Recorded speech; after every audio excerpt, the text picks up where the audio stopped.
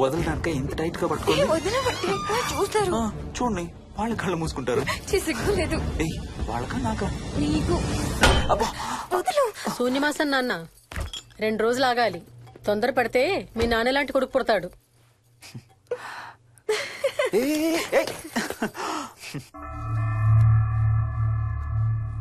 ఒక వారం రోజుల నుంచి ఎవరితో మాట్లాడకుండా అలా ఒక్కడే కూర్చొని బొమ్మలు గీస్తున్నాడు.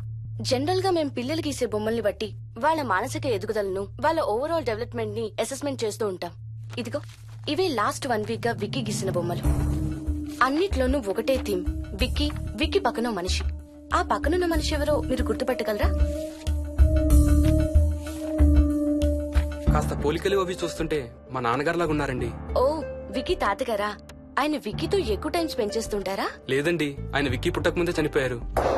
ఓ సారీ అండి. అండ్ 1 మోర్ థింగ్, తను ఒక్కడే కూర్చుని ఎవరితోనూ మాట్లాడుతూ ఉంటాడని కొంతమంది పిల్లలు నాతో చెప్పారు. ఇంట్లో కూడా ఇలాంటి బిహేవియర్ ఏమైనా అబ్జర్వ్ చేశారా? ఈ మధ్యనండి కొత్త ఆట మొదలు పెట్టాడు. అడిగితే వాళ్ళ తాతగారితో మాట్లాడుతున్నా అంటాడు. జనరల్ గా చిన్న పిల్లలు రకరకాల బిహేవియర్స్ చూస్తూ ఉంటాం. వయసు పెరగడంతో పాటు అవి కూడా మారుతూ ఉంటాయి. Nothing wrong with him. He's a very intelligent boy. ఇదొక చిన్న ఫేస్ అనుకుందాం. ఎందుకైనా మంచిది ఒక చైల్డ్ సైకాలజిస్ట్ కి చూపించండి. చైల్డ్ సైకాలజిస్టా? డోంట్ వరీ, విక్కీకి ఏం కాలేదు. ముందు జాగ్రత్త కోసం, జస్ట్ మన మైండ్ లో డౌట్స్ క్లియర్ చేసుకోవడం కోసం. ఇదిగో, హీస్ డాక్టర్ ఆనంద్ శర్మ, మా స్కూల్ కి కన్సల్టెంట్ సైకాలజిస్ట్. ఒకసారి కాల్ చేసి అపాయింట్మెంట్ తీసుకోండి.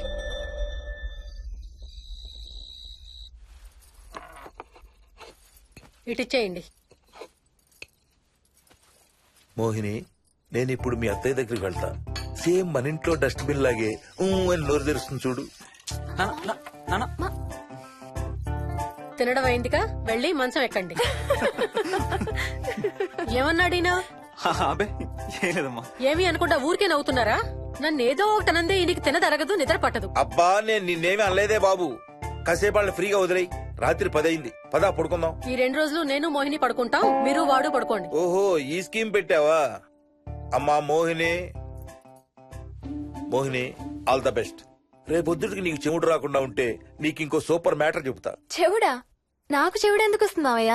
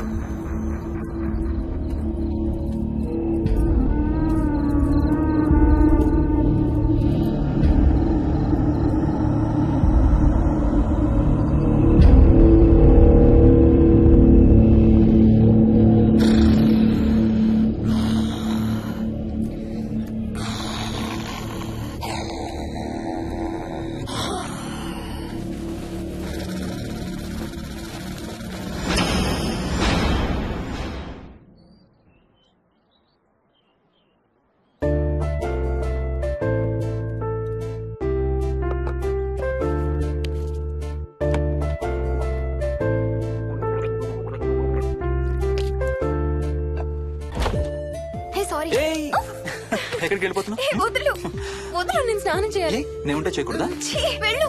వెళ్ళను, నేను కూడా స్నానం చేయలేదు. ఆ షవర్ కింద ఇద్దరం ఈజీగా పడతాం అనుకుంటా. ఛీ, వెళ్ళు. ఏయ్, బయటికి ఏయ్, వెళ్ళు. మోహిని, వెళ్ళు బయటికి.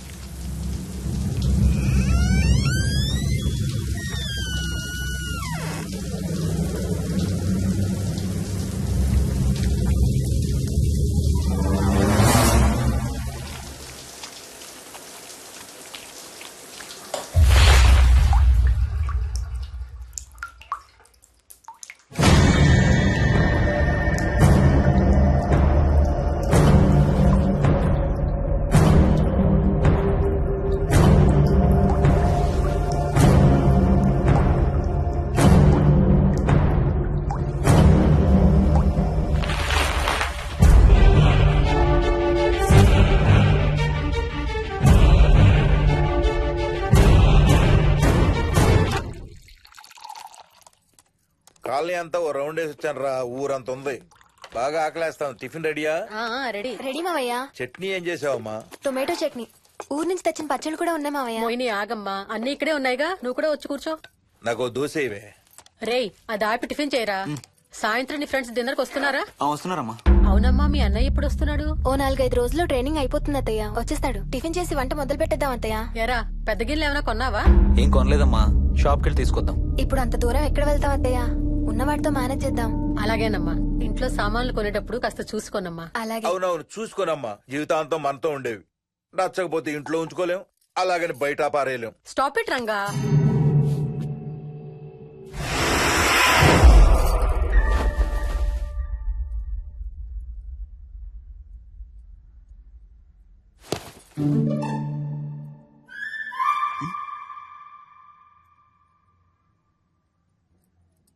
అమ్మ, మంచి లేత వంకాయలు దొరికాయి. ములక్కాళ్ళు, పచ్చిమిర్చి కూడా తెచ్చాను. కొంచెం కడిగి కోసేయ్. సరేమ్మా. యదమ్మా, కొంచెం మిరపకాయలు బయట ఎండపెట్టాలి. పద.